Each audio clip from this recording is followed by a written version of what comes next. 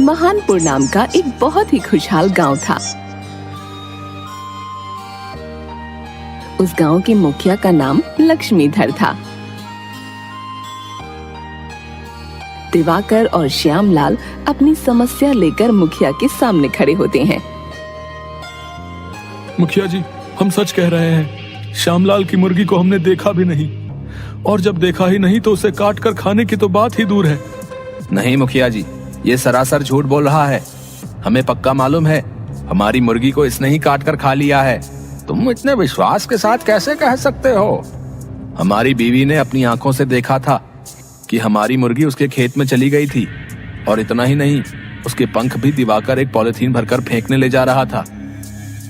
मैं कैसे मान लूं कि तुम जो कह रहे हो कि तुमने जो देखा वो सब सच है? मुखिया जी, हम झूठ काहे बोलेंगे? हम एक सीधे साधे आदमी हैं। दिवाकर की वजह से हमारा नुकसान हो गया है, हम बस उसकी भरपाई चाहते हैं। नहीं, तुम्हारी मुर्गी कहीं भाग गई होगी, इसमें दिवाकर की कोई गलती नहीं है। अब जाओ, यहाँ पर समय मत बर्बाद करो, और तुम्हारी सजा है कि तुम 10 किलो सेब और 10 दर्जन केला मेरे घर पर आज रात तक पहुंचाओ। मुखिया जी, मेरी क्या गलती है? 10 किलो नारंगी भी। जल्दी जाओ वरना और बढ़ा दूंगा। श्यामलाल चुपचाप वहाँ से चला जाता है। मुखिया के बगल में आकर दिवाकर बैठता है। वाह मुखिया जी, आपने तो श्यामलाल को अच्छा सबक सिखाया। लक्ष्मीधर नाम है मेरा, दूसरों की लक्ष्मी को धरना काम है मेरा। लेकिन एक बात तो है, श्यामलाल की मुर्गी थी तो बड़ी स्वादिष्ट। आहा, बेचारे ने कितने प्यार से उसे पाल पोस कर बड़ा किया होगा, है? कोई बेचारा नहीं है वो दूसरों के सामने बेचारा बनता है। आपने उसे अच्छी सजा दी है। आधा हिस्सा मुझे भी दीजिएगा। तुम्हारा हिस्सा? किस बात का? तुम्हारी हिम्मत कैसे हुई हमसे हिस्सा मांगने की? इसमें हिम्मत की क्या बात है? आपको हिस्सा देना है तो दो, वरना मैं श्यामलाल और गांव वालों को सारी सच्चाई बता देता हूँ। सोच लो आप क्या चाहते हो। मुखिया घबरा जाता है। नहीं दिवाकर साहब, आप इतनी जल्दी नाराज क्यों हो जाते हो? आप तो इस गांव के सबसे अमीर व्यक्ति हो। मुझे लगा आप थोड़े फल लेकर क्या करोगे। ठीक है, आधा हिस्सा आपके घर भिजवा दूंगा, है? Hello guys, A to Z Viral के साथ आपका स्वागत है। मेरा नाम नितेश कुमार। एक बात आप लोग के साथ शेयर करना चाहता हूँ। एक्चुअली मेरा गांव हुआ हाजीपुर तले, महुआ वाला रोड में, उधर मेरा गांव था। अभी मुखिया ये सब के अभी भी गांव में बहुत अहमियत है। जानते हैं मुखिया क्या करता है? पैसा दे दे के सबके वोट लेता है। फंड मिलता है पूरा, बाकी वो फंड का पूरा खर्चा नहीं करता, वो सब दबा देता है। अब दबदबा है, दबंग है, जनता सब डरा जाता है कि मुखिया जी हैं, कुछ कर देंगे। अरे पगला, तुम ही लोग से पावर लिया है, वो अलग से पावर नहीं लाया है, तुम्हारा ही पावर लिया है। वो अपना जनता ही का पावर लेके जनता ही को मारता है। सब 200, 300, 400 में वोट, पैसा में वोट दे देता है, बिक जाता है। ये नहीं जानता है कि मेरा करोड़ों रुपया का फंड मार रहा है, मार के मेरा काम नहीं करेगा। आज तो आप तुम एक दिन 200 रुपया में कितने दिन पियोगे? एक दिन 2 दिन खाओगे पियोगे। 2000 करोड़ 3000 करोड़ ये अभी मुखिया का अभी ये सब चालू हो रहा है, वो सब रखेगा। बात तुम लोग के बांटेगा, तुम लोग के से 200-300 में वोट लेगा। वोट लेके बेवकूफ़ बना के बोले 200-300 कुछ काम करवा देगा। मुखिया जी बहुत के, मुखिया जी बहुत के। वैसा नहीं, मुखिया जी का तुम्हारे लोग का पावर है, तुम लोग का बोलने का हक है। आप लोग का नहीं बोलता है क्योंकि मुखिया जी हैं। मुखिया जी बोलेंगे तो मारेंगे। हम ही लोग के जनता के पावर लेके जनता ही डरता है। जनता ही है सबसे खराब, दबंग बनाता ही है जनता। जनता क्या करता है? कुछ नहीं करता है। मुखिया गलत कर रहा है तो उसका गलत दिखता है, कुछ नहीं करता है, उसके पास एक्शन नहीं। क्यों एक्शन लेगा? बोले मुखिया जी मारेंगे, डांटेंगे। मुखिया जी आप ही लोग से पावर लिया है, वो अलग से पावर नहीं लाया है। आप पूरा एक पंचायत मिल 5 पंचायत 6 पंचायत मिल के एक पावर देते हैं, एक लीडर बनाते हैं, किससे पूरा पंचायत के चला है। पंचायत चलाने के लिए वो चुना जाता है। तो आप लोग पंचायत लुटवाते हैं, चलवाते नहीं हैं, लुटवाते हैं। आप लोग देखते हैं, देख देख के अंधा बन जाते हैं कि न कुछ ना मिले। देखिएगा नाला रोड ही सब के बारे में फंड मिलता है, कुछ नहीं होता है। अब वही इलेक्शन का टाइम आएगा, थोड़ा मोड़ा चमका दिया, बोला कि बहुत मुखिया जी बहुत काम करें, बहुत काम करें, दिखा देगा बस। आप फिर वोट दीजिएगा मुखिया जी का, फिर 5 साल रहेंगे, फिर 200 करोड़ मारेंगे, 300 करोड़ मारेंगे। फिर आप लोग के नज़र में रहेगा मुखिया जी बहुत काम करते हैं। मुखिया जी का 10% भी नहीं करते हैं, उसके मुश्किल से 5% काम करते हैं पैसा के, सारे बाकी उनके जेब में रहते हैं। क्योंकि आप लोग आवाज़ नहीं उठाते हैं। आवाज़ उठाइएगा तभी खर्चा होगा, आवाज़ नहीं उठाइएगा सब मुखिया जी मारेंगे। अभी एक मुखिया जी है, कितना अच्छा काम करते हैं। क्या चीज़ तो नाम है उनका, नाम विपिन, हाँ विपिन मुखिया जी हैं। वो अभी मुखिया जी, उसका जैसा अभी मुखिया कोई नहीं है। गांव के चैलेंज करके रहता है कि हमारा काम से सहमत नहीं है तो इस्तीफा दे देंगे। ये नहीं कि वो अपना पद बचाने के लिए किसी को अथी कर दे। ऐसा मुखिया होना चाहिए कि अपना पद त्याग कर हमेशा जेबी में रखे कि त्याग दे, जनता कहे या त्याग दे। यह मुखिया पद लेने के लिए जनता का मर्डर कर देता है।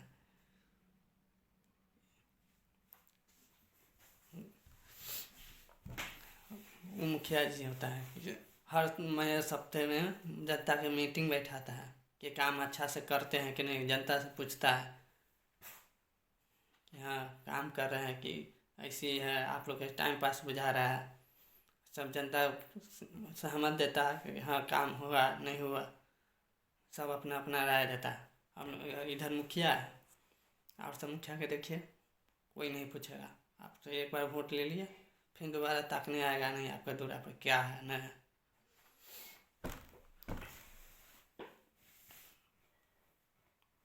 देखिए मुखिया का काम है आप जनता का हर समस्या का हल करना, हर रोड गली अथी। हम लोग की इधर अभी भी बहुत सारा जगह है मुखिया का केस कुछ नहीं करता है। एक बार मुखिया बन गया, जाइए आप कुछ कागज़ भी साइन करवाइए, जाइए आपसे लेगा 500 रुपया। क्योंकि आप लिए तो वोट देने के लिए उससे मुखिया जी से 500 1000 तो मुखिया जी का आप फ्री में साइन करेंगे। 500 1000 उनका भी चुनाव चढ़ाइए। तो क्यों वो आपको चुनाव देना पड़ रहा है? क्योंकि आप वोट देने के लिए लिए थे। नहीं लेते ना तो फ्री में कर देंगे। क्योंकि आपका ही कर्या धारा रहता है कि मुखिया जी के लेना पड़ता है। खर्चा करेंगे करोड़ों रुपया चुनाव में तो कहाँ से वसूलेंगे? वो अपना घर से तो नहीं वसूलेंगे, आप ही लोग से वसूलेंगे। और 2-4 रुपया का चटा दिए तब बोले कि मुखिया जी बहुत अच्छा बहुत अच्छा। देखिए बेवकूफ़ मत बनिए। जब भी मुखिया का काम है करना, मुखिया जी के चापलूसी मत कीजिए, मुखिया से काम लीजिए। ऐसा मुखिया चुनिए कि पंचायत आज विकास करे, ऐसा ना कि विकास गिराए घोटाला करे। मुखिया से कभी डरिए नहीं, क्योंकि आप ही लोग बनाए हैं। डरिएगा तो आपका ही नुकसान है, मुखिया जी का नुकसान। मुखिया जी कहते हैं कि मेरा दबदबा है जनता पे। जनता है ये है बेवकूफ़, तो जनता का दबदबा रहेगा ही मुखिया जी का। इसलिए मुखिया से काम लेकर अपना हक का लड़ाई लड़िए। नहीं कि मुखिया काम कर रहा हक के तो फिर दूसरा मुखिया चुनिए। आजकल देखते हैं जिधर चमकता है उधर आदमी पब्लिक दौड़ता है। देखिए किसका स्वभाव अच्छा है, किसका अथी है, उसको वोट दीजिए। ये नहीं कि जो दारू पिला रहा है, पैसा बांट रहा है, उसको वोट मत दीजिए। नहीं तो आप ही लोग का नुकसान होगा। जितना फंड मिलेगा उसमें से 5% फंड का ही नहीं खर्चा करेंगे, सारा मुखिया जी के जेबी में रहेगा। अब चुनाव आते आप लोग के दिखा देंगे कि हाँ काम किए, तो आप लोग खुश हो जाइएगा कि हाँ मुखिया जी काम किए। फिर इनको 5 साल के लिए जिताओ, वो जिताने के लिए करते हैं उतना लास्ट में। अभी जाके देखिए हम लोग हर जगह कराई किया है तो थोड़ा मोड़ा काम हो रहा है। अब उनका विपिन सर के तो छोड़िए, बातें छोड़िए, उनका तो काम, वो एक मुखिया, वो नंबर 1 मुखिया है। ऐसा मुखिया हो जाए ना तो देश सुधर जाएगा, हर पंचायत चमकने लगेगा। अभी कचरा उठाओ ये सब का है, सब तरफ हुआ है, हम लोग के इधर नहीं हुआ है। हम लोग के तरफ रानी पोखर हुआ, ये सब तो नहीं हुआ है, क्योंकि उधर पूछने वाला नहीं है, कोई सवाल करने वाला नहीं है।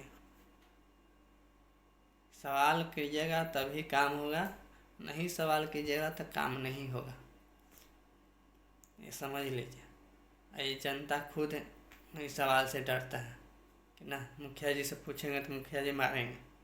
काहे मारेंगे मुखिया जी? मुखिया जी का काम है करना, आप करवाइएगा तब करेंगे, ये नहीं आएंगे करने।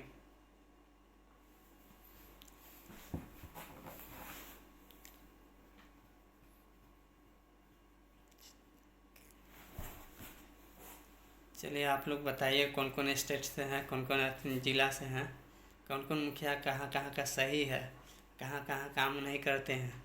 आप लोग कमेंट करके बताइए सही कौन गलत, मुखिया गलत है कि जनता गलत है, कि पैसा लेते हैं आप लोग कि मुखिया देता है वो गलत है, कि जनता लेता है वो गलत है। कमेंट करके आप लोग बताइएगा। फिर आगे नेक्स्ट वीडियो में मिलते हैं, इसके लिए बाय बाय, टाटा।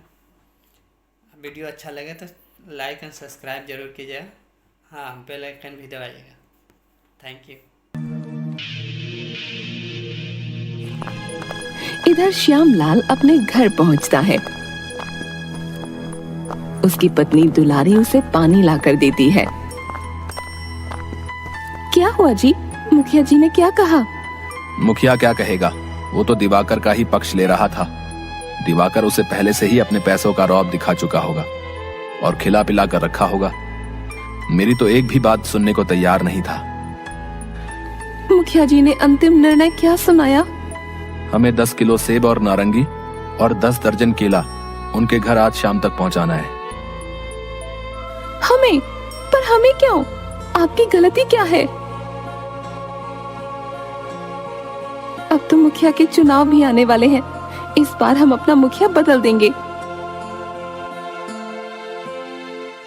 तुम तो लक्ष्मीधर को जानती ही हो, वो अपनी मीठी मीठी बातों से सबको अपनी तरफ कर लेता है। और तो और दिवाकर जैसे अमीर लोग पैसों से भी लोगों को खरीद लेते हैं और अपने पसंद का मुखिया बनवाते हैं। आप मुखिया के इलेक्शन में क्यों नहीं खड़े होते? इस गांव को आपके जैसे मुखिया की जरूरत है, आपको ये करना चाहिए। मुखिया और मैं? नहीं, मैं ये सब नहीं कर पाऊंगा। करिए ना, इसमें सबकी भलाई है। नहीं तो इस लालची मुखिया और पैसे वाले लोगों के चक्कर में हमारा गांव बर्बाद हो जाएगा।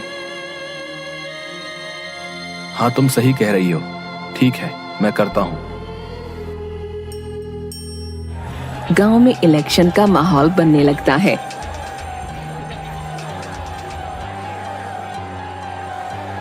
लक्ष्मीधर का पूरा विश्वास होता है कि उसका दोबारा मुखिया बनना तय है। श्यामलाल का मुखिया पद के लिए खड़ा होना पूरे गांव में आश्चर्य की लहर ला देता है।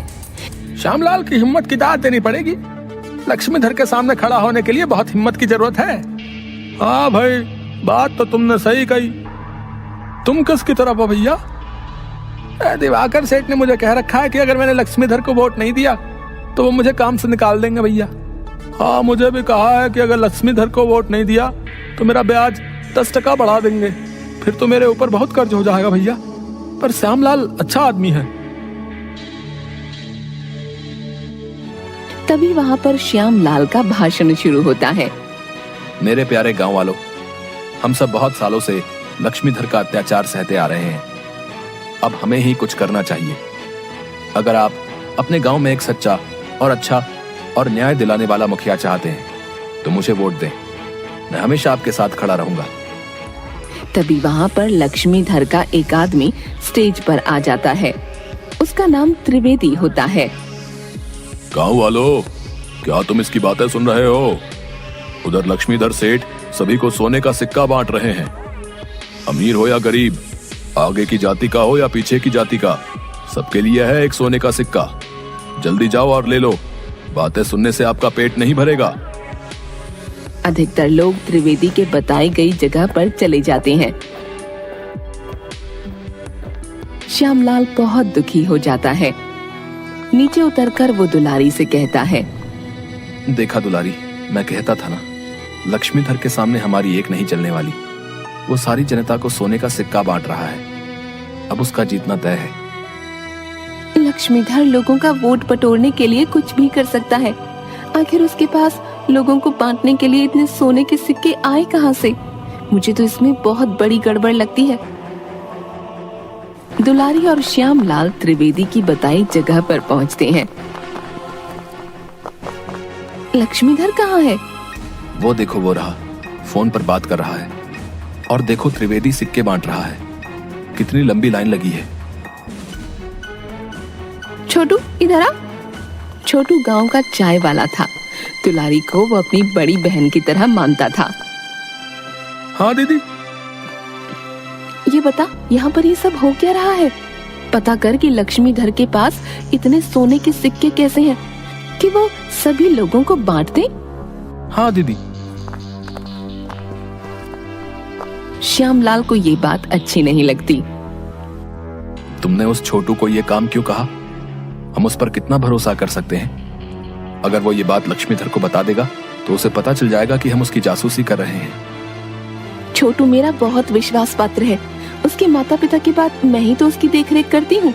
और वो चाय बेचता है तो वो सभी लोगों के मुंह से सभी तरह की बातें सुन सकता है। तुम्हें आदमियों की परख है। तुम कह रही हो तो ठीक है, मैं मान लेता हूँ। थोड़ी देर बाद छोटू आता है और दुलारी को बताता है, दीदी आप ठीक कह रही थी, इसमें बहुत बड़ी गड़बड़ है। सोने के सिक्के पड़ोस के गांव के बदनाम गांजा डाकू से खरीदे हैं।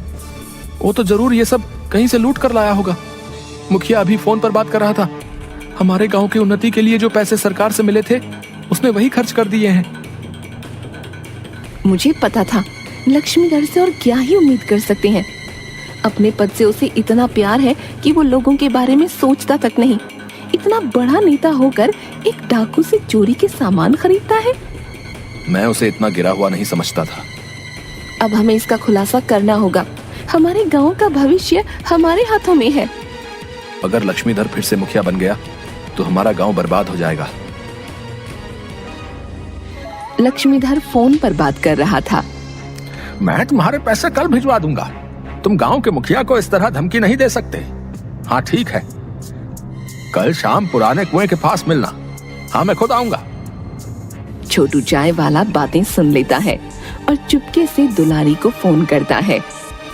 अब कल शाम पुराने कुएं के पीछे पूरा गांव लक्ष्मीधर का असली चेहरा दिखेगा। दुलारी कुछ गांव के लोगों को जमा करके पुराने कुएं के पीछे एक छिपने की जगह पर छुप जाती है। वो लोग इंतजार करते रहते हैं पर लक्ष्मीधर नहीं आता। मैंने तो पहले ही कहा था, हमारे गांव के मुखिया में कोई खोट नहीं है। श्यामलाल जीतने के लिए ये सब अफवाहें उड़ा रहा है। चलो सब घर चलते हैं। बूढ़ा आदमी अपनी छुपने की जगह से निकलता है। तभी गांजा डाकू वहां पहुंचता है। लक्ष्मीधर, यही है तुम्हारा जासूस। अब तुम ही तय करो कि इसे सजा क्या देनी है। लक्ष्मीधर अपने 2 आदमियों को चाकू लेकर उस बुजुर्ग आदमी की गर्दन पर रखने को कहता है। तुम लोगों को मैं इतने साल से खिला पिला रहा हूँ, तब भी तुम ऐसी हरकतें करते हो। नीच लोगों को कोई समझ नहीं होती। उसके मुंह से जैसे ही ये शब्द निकलते हैं, छुपने की जगह से सारे गांव वाले निकल आते हैं और श्यामलाल लक्ष्मीधर और गांजा डाकू पर हमला बोल देता है।